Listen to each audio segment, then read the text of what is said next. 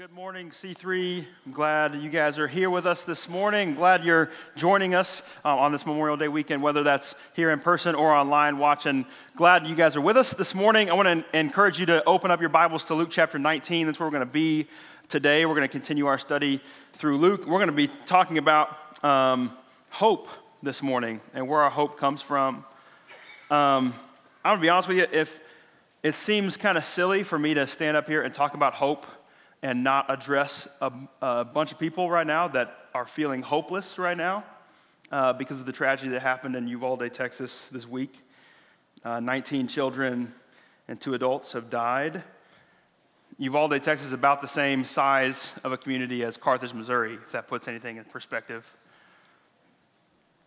I'm sure a lot of you have seen a lot of posts of different people saying, man, I'm just heartbroken. My thoughts and prayers are with those affected. And I'm sure you guys have seen posts like that. I've seen a couple other posts, some that say, man, our faith without deeds is dead. And I couldn't agree more with that statement. But I've seen a few more keep going and say, our faith without deeds is dead. So keep your prayers out of this until you do something. And I couldn't disagree more with that statement. Because we know it's our God who's the author of peace. We know it's our God who's in control and who is not bound. We know it's our God who brings true healing. We know it's our God who brings hope. And so any of our efforts to help are futile without Him involved. So why would we not go to Him and ask Him to be involved? And that's what we're going to do right now. We're going to ask God to continue to show up in real and tangible ways in the midst of tragedy and heartbreak. So I want you to take a few minutes just right now with the people you're sitting next to, just to pray. I'm going to give you just a few moments of silence right now, and I'll end. But maybe you pray, man, that God would just give His peace that surpasses our understanding to these people. Maybe you would pray that the local churches would be a tangible representation of the presence of God in the next days and weeks and months. And maybe you would pray right now for those who are affected by this tragedy to turn to God and not away from Him in these next coming days. Let's take a few moments and just lift up those who are affected right now, and I'll close us out.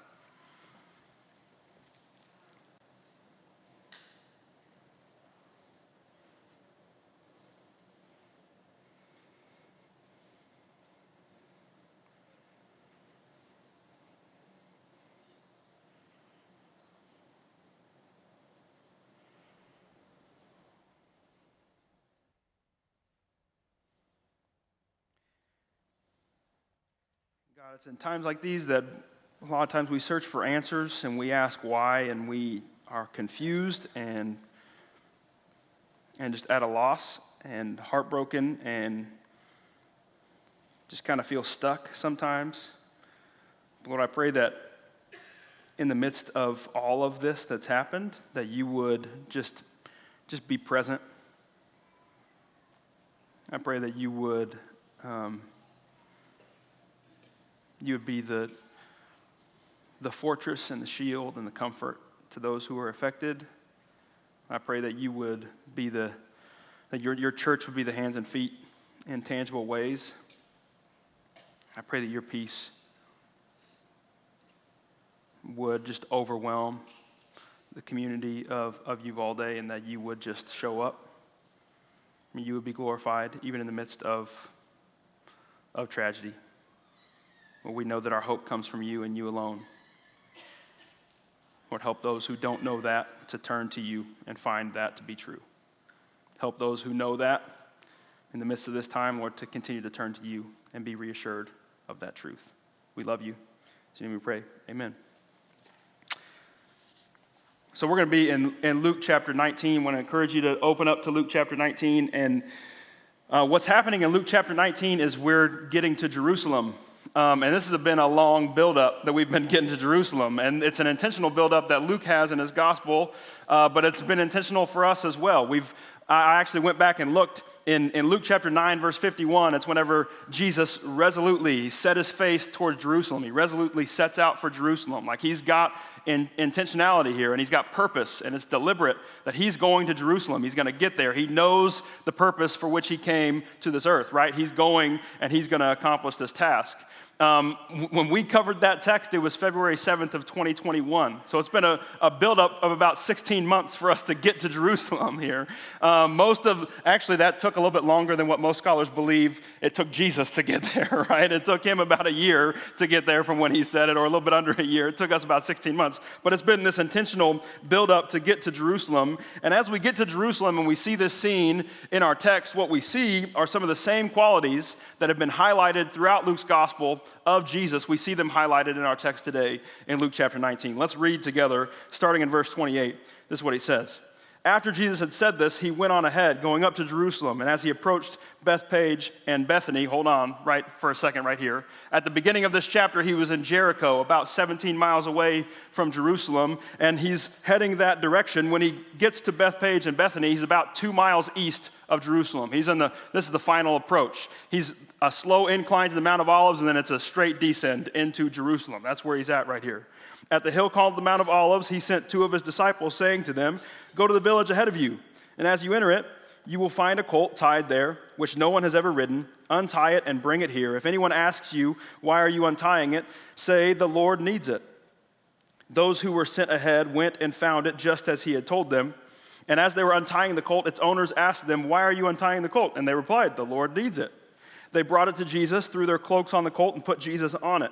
And as he went along, people spread their cloaks on the road. Most other gospels say that they also had palm branches, which some people will even say like they might have brought these all the way from Jericho, because that's where the palm branches would have been growing. They would have paraded them with them all the way from Jericho. So this triumphal entry might have been a procession that's happening for multiple miles, not just these last 2 miles before he gets to Jerusalem. When he came near the place where the road goes down the Mount of Olives, the whole crowd of disciples began joyfully to praise God in loud voices for all the miracles they had seen. "Blessed is he who comes in the name of the Lord, peace in heaven and glory in the highest." You should be hearing echoes of the birth narrative in Luke chapter 2 as you read that phrase right there. And this is what it says in verse 39. Some of the Pharisees in the crowd said to Jesus, "Teacher, rebuke your disciples." "I tell you," he replied, "if they keep quiet, even the stones will cry out."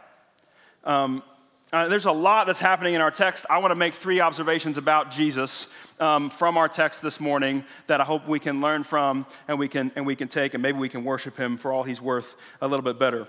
The first thing is this: Jesus made an intentional introduction. That's what we see about Jesus. That's what this is. This is an intentional introduction. This triumphal entry that shows Jesus entering into Jerusalem is actually, it's only the second time that an event in Jesus' life has been recorded in all 4 Gospels. So that means it's significant. That means they see the importance. It's important enough for them to include in their record keeping. Each of the Gospels we've seen as we've studied through Luke, each Gospel has its kind of own slant to it. It's its own message that it's trying to accomplish. It's its own kind of take on things, its own view, but they all realize the importance that Jesus is getting to Jerusalem, and this is important. This is an intentional move of Jesus. This is an intentional introduction. And I don't know what you think of when you think of the word intentional. My mind goes to several different places. Maybe the first thought that comes to your mind when you hear the word intentional is sports. I think of intentional grounding, or I think of an intentional foul. I've been watching the NBA playoffs, and it seems like every time you touch a guy, it could be a flagrant foul now. I don't know. That's a soapbox I could get on. I need to move on, or else we're going to be here for 5 minutes, okay? But this is that's what I think of is an intentional foul, intentional grounding. I think of sports. Maybe that's what you think of. I think of relationships sometimes. And this word intentional is kind of a cliche relationship word, especially in the Christian dating scene, I don't know if you guys grew up in the Christian dating scene, okay, but this was I'm really just trying to be intentional with her. I'm pursuing her. I just want to be intentional. I want to guard her heart. There were all those cliche things that you're saying, which aren't bad things, okay, but a pretty cliche, okay? I think of that. Or I think of the word purposeful.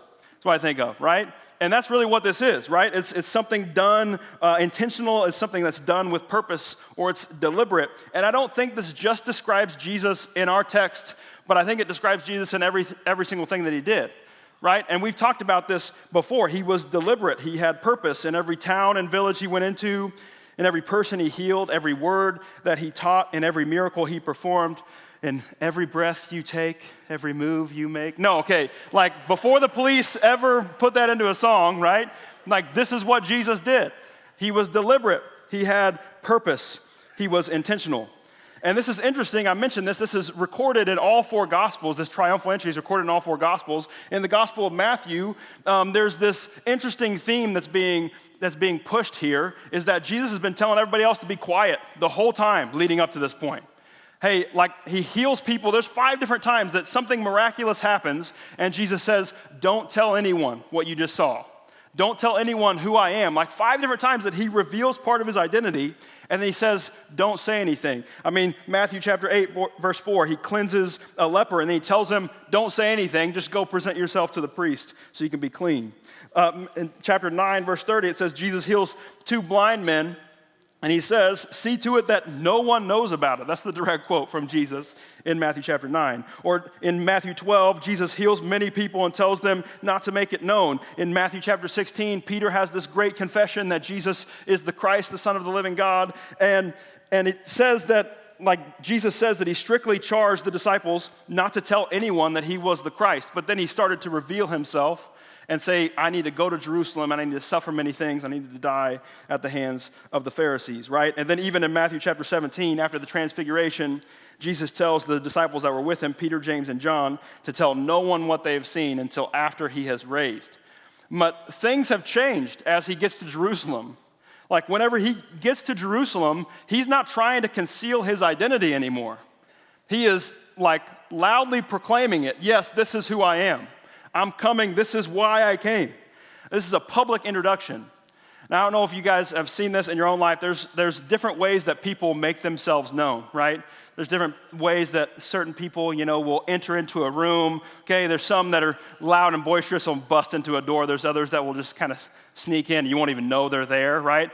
I think about my kids when I think about this, and I think specifically about like when they wake up, like how I know that they're awake.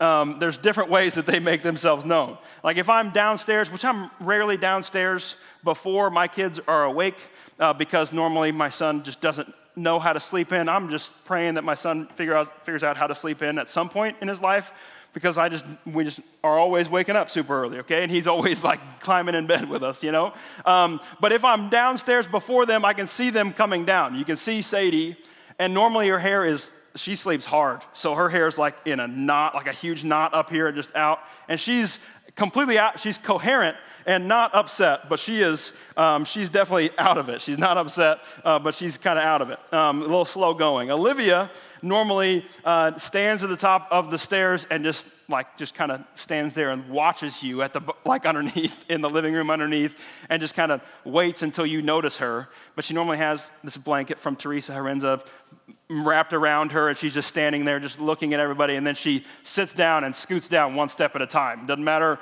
how awake she is or how whatever, she normally smiles really big at you and then just scoots one step at a time. Sam, you never know with Sam, okay? And maybe he's gonna come down and he's gonna be talking at his full volume already, and it's like, that's way too loud right now for this early in the morning, Sam. Or maybe he's gonna come in, and if he sees me before he sees his mom, normally he's distraught. Normally he's like, I didn't want to see you first, Dad. I want to see Mom. Where's Mom? And he just starts crying. So you never know with Sam. And then Olivia, she's 8 months old, so she's just making herself known by just crying in her crib. But as soon as you go in there and scoop her up, she gives you a big smile that melts your heart, right? Like it's what she does. See, each person, like they make themselves known in a little bit different ways. And this is what Jesus, coming on the scene here in Jerusalem, it's like he's saying, I'm here. I'm making my presence known. I'm not hiding this anymore. And you can see all the attention is on him. There are a lot of things that point in our text that point to the great attention that he's getting in this passage, right? The disciples actually doing exactly what he asked them to do.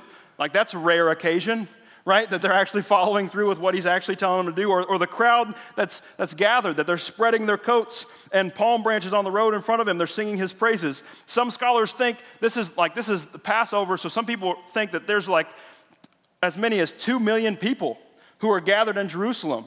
This is a big deal that have traveled to Jerusalem, and they're gathered, and all the attention is on him. Or you think of the chief priests, the scribes, the Pharisees, like they've been following him in order to find a way to accuse him and to destroy him. All eyes are on him. Even actually in Matthew's gospel, it says that the whole city is stirred up, right? Like that everybody is anxious. Everybody is aware of this presence that is entering in. And even think about, there would have been Roman officers, the Roman garrison, that are there as peacekeepers, trying to make sure there's not a revolt. Like they know that it's a big holiday in the Jewish culture, right? So they want to make sure that as they gather, there's not going to be some kind of crazy revolt. They're there. Jesus is making a very intentional introduction right here. It's this introduction of hope.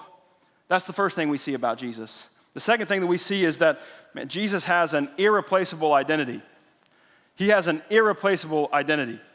And there's a catch here. It's not what you think, and it's not what the people think. See, the people have been trying to figure out who Jesus is and what he's about his entire ministry. And what he does in this final week of ministry actually clarifies this identity of who he is. It clarifies, the water is no longer muddied. All the pieces of the puzzle are fitting together. Jesus is revealing his identity, but it's not what they expected. It's not what they expected. It's interesting to note what Jesus is doing here in this passage, right off the bat. Jesus knows what's about to happen. Like he is fully aware and in control of the entire situation that's about to take place. He's not accidentally and just kind of stumbling into Jerusalem here like, well, let's see what happens. Roll the dice here and see what plays out. No, he is fully aware and in full control of everything that's happening here. Like this is something that's been highlighted in Luke throughout our entire time, is that Jesus, his omniscience is on display, on full display. Like he knows everything that's about to happen.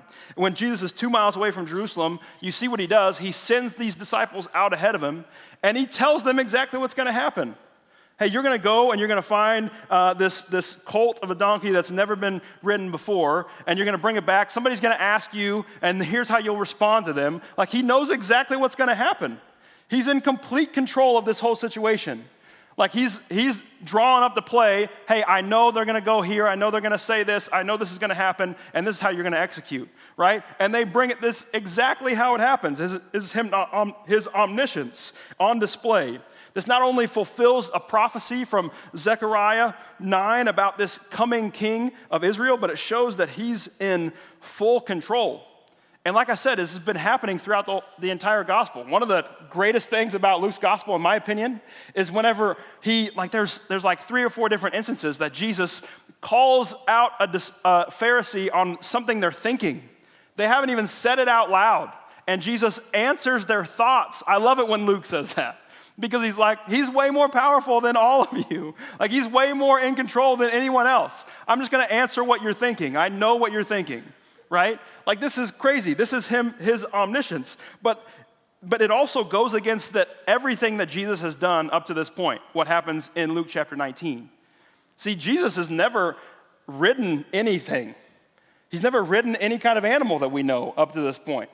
Right? So why 2 miles away from Jerusalem? He literally has walked what we know is at least 15 miles up to this point, right? On just this journey from Jericho, like in this chapter, right? Like he's already walked 15 miles. Are you too tired already, Jesus? No, this is a deliberate identity statement that he's making right here.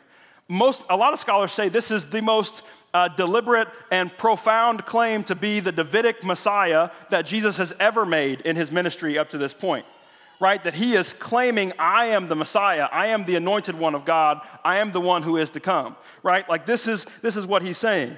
And the crowds definitely know this. They're responding in tune, right? Like they start singing his praises of all the works they have seen. They lay their cloaks down in front of him, and they lay palm branches down, and they are singing, blessed is the King who comes in the name of the Lord, right? Like they know for sure.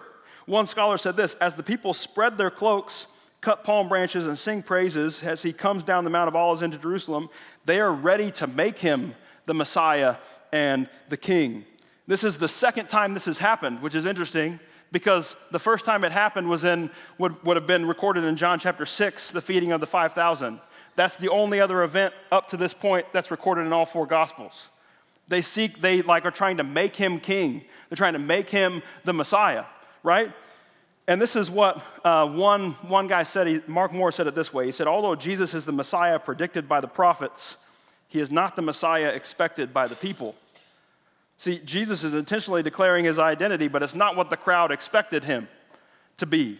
They expected their Messiah to come into town on a war horse, an image that's used in reference to Jesus' second coming in Revelation chapter 19, right? They wanted someone to come and reestablish this physically dominant kingdom of Israel that they had seen play out in the Old Testament, that God had given them victory over victory over victory, like again and again and again, right? They've seen this. They wanted all the wrongs to be made right. But Jesus, the Messiah and King, wasn't coming on a war horse, but lowly and humbly on a donkey. Now, listen, this wasn't like a peasant animal, okay? Like this wasn't like a super shameful animal that he's necessarily riding in on here. Like this is actually a very royal and kingly animal. But whenever you ride a donkey as opposed to a war horse, you're signifying peace. You're signifying a time of just peace and stillness. That's what he's bringing. He didn't come to overthrow Rome and establish a kingdom of Israel on earth. He came to establish a new kingdom in a kingdom that's not of this world. He came as hope. That one day there would be no more pain or suffering, no more tears, no more condemnation for our sins, but someone who would stand in our place and someone who would take on the wrath of God for us. But listen, something changes. Something changes in this final week of Jesus' life. You can see it, the crowd saying, blessed is he who comes in the name of the Lord. That's in verse 38, right, of chapter 19. But if you skip on a couple chapters later, if you look ahead 5 or 6 days later, it's that same crowd that's saying something completely different. When Pilate says, what should I do with this man? And they say, crucify him. Man, something's changed. But you know what hasn't changed? Jesus' identity. Like he was still the Messiah. He was still the king. He was still the anointed one from God. He just didn't do what they wanted him to do. He just didn't perform the way they wanted him to perform, or they thought he was going to perform, right? He wasn't who they thought he was going to be. He wasn't who they wanted him to be. And here's kind of the main point of this whole sermon, is that our hope, man, it's not found in what Jesus brings or what Jesus gives, but our hope is found in who Jesus is. Our hope is not found in the gifts that we get from Jesus or what he brings to our life or what he adds to our life, but it's in who he is. It's in the very person of Jesus, not in the provision of Jesus. I recently read a book that was all about how we relate to God. And in it, there was a story about this professor in Chicago named Scott McKnight. He gives his students a test at the beginning, like the first day of his Jesus class, and it's just a quiz on what Jesus is like, right? So it asks a bunch of different questions like, is Jesus moody? Does he get nervous? Is he the life of the party? Is he introverted? Those kinds of questions. And then directly following, he gives another test, another quiz.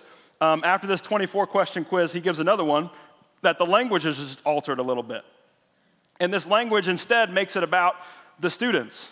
It's answering questions about their own personalities. And there's a lot of different professors who have done this test. A lot of different field tests have been done and conducted, and the results are all consistent. Everyone thinks that Jesus is just like them. McKnight added this. He said, the test results also suggest that even though we like to think that we are becoming more like Jesus, the reverse is probably more the case. We try to make Jesus more like ourselves. And this confirms what the French philosopher Voltaire said a long time ago. He said, if God has made us in his image, then we have returned him the favor. See, here's the thing. I think the crowd gathered as they are saying, blessed is the one who comes in the name of the Lord, and then 5 or 6 days later say, crucify him, crucify him. I think they were trying to make Jesus the king that they wanted. They were trying to make Jesus the Messiah that they had expected. But Jesus didn't come for their agenda. He had his own agenda in this. He had his own plan. He had his own purpose. And our hope is not found in what Jesus brings or what he gives. It's in the person of Jesus. It's in his presence, right? That's where our hope is found. He has an irreplaceable identity. The question is, what do we try to replace it with? Like, what do we try to force onto Jesus and then get mad whenever he doesn't live up to what we think he should be doing? Like, I wonder if we put our hope in the gifts that Jesus brings over Jesus himself sometimes. I think it's pretty clear when Jesus didn't produce the results the crowd expected, they weren't fond of him anymore, right? When Jesus is coming down into Jerusalem, there's the Roman guards standing right there, probably at the city gate, and then probably also at the temple, and he walks right past these Roman guards, could care less about these Roman guards, and goes straight into the temple and starts driving people out that have made his temple into a den of thieves, right? Like he's like, you guys get out of here. This is why I came. I didn't come to defeat those Roman guards out there. I came to establish what true worship looks like. I came to establish a new kingdom, right? Like, I think when he wasn't the king who would establish dominance over Roman oppression, when he wasn't the Messiah who would pull himself down off the cross and take up a sword. I wonder if we do the same thing. I wonder if we change our mind when Jesus doesn't act like we think he should, when he doesn't seem to answer our prayers, or when he doesn't heal our loved ones, or when he allows trouble and hardship and sickness and pain to happen to me, or when he extends grace to someone who we think needs judgment instead. Do we change our mind on who he is based on what he does or what he brings or doesn't bring, or based off the good gifts that he gives or doesn't give? And see, if we only love Jesus, if we only worship Jesus because of the good gifts that he brings, then we are actually worshiping idols. Idols of the gifts instead of the giver. Like idols of something, like we're elevating this gift that he gives that might be a good gift over him who gives it in the first place. So hear me clear this morning. Your hope is not in the blessings that come from Jesus. Your hope is established in the person of Jesus. Only Jesus, nothing but Jesus. If you lose everything, but you have Jesus, then you have everything. Because our hope is not in what Jesus gives or brings. It's in who he is. I saw a story. There was an interview on the Today Show this week. A story about a girl named Ellie Garcia. Ellie was one of the 19 children that passed away this week in Uvalde, Texas. And there was an interview with her parents, Stephen and Jennifer. She was the second oldest out of 5 girls. They described her as somebody who would light up a room whenever she came into it. They said she loved basketball, TikTok, the colors pink and purple. She loved to dance, have fun. She loved ramen noodles. She would have turned 10 years old on June 4th. She was already planning her quinceañera. Was excited about that, even though it was over 5 years away.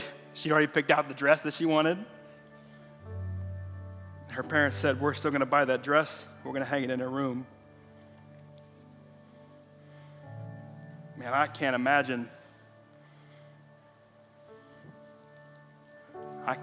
the pain. I can't imagine the heartbreak. I can't imagine the hopelessness that they are feeling.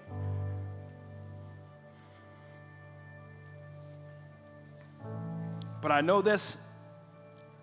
I know that if their hope was established in the life that Ellie had, then that hope is gone.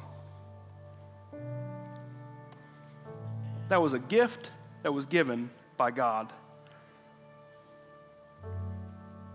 And it's gone. This morning, Ellie was supposed to be reading scripture in her church for her whole congregation out of Deuteronomy chapter 6. It's the second giving of the law And the theme throughout that whole, like all of Deuteronomy is just that, hey, God is faithful and he's going to see you through to the end, right? He's going to continue to show up. He's going to take you into the land that he promised. And I don't know this to be the case, but I would assume that Stephen and Jennifer are in church this morning in Uvalde, Texas.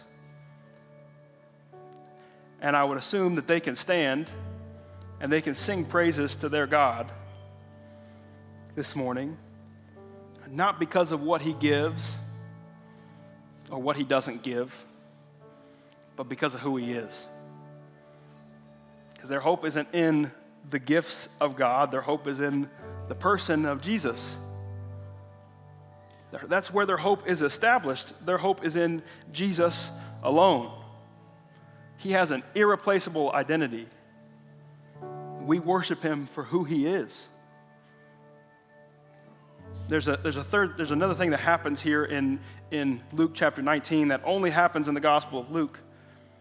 And I think it's intentional with Luke, right? That there's something that's being called out. The Pharisees stop Jesus and say, hey, you need to rebuke your disciples. Like, tell them to stop. Like, get them under control here. And I love Jesus' response. He says, even if they stop, the stones will cry out. See, that's the third thing we see about Jesus, is that Jesus is going to receive inevitable praise. It's coming. He's going to receive the praise for who he is. He's going to receive it in full. Like, one day, there's a time coming when every knee will bow and every tongue will confess that Jesus is Lord, to the glory of God the Father, right? Everyone will confess. Every knee will bow. He is Lord above all. Not because of the gifts that he brings, but because of who he is, because of the person that he is. And the question is, why wait? Like, you can confess that today. You can confess that this morning. You can come talk to somebody up here or in the back, and you can be prayed over, and you can give your life to Jesus, and you can be buried in baptism right now. And you can join in this heavenly chorus. So the question is, church, are we going to join in?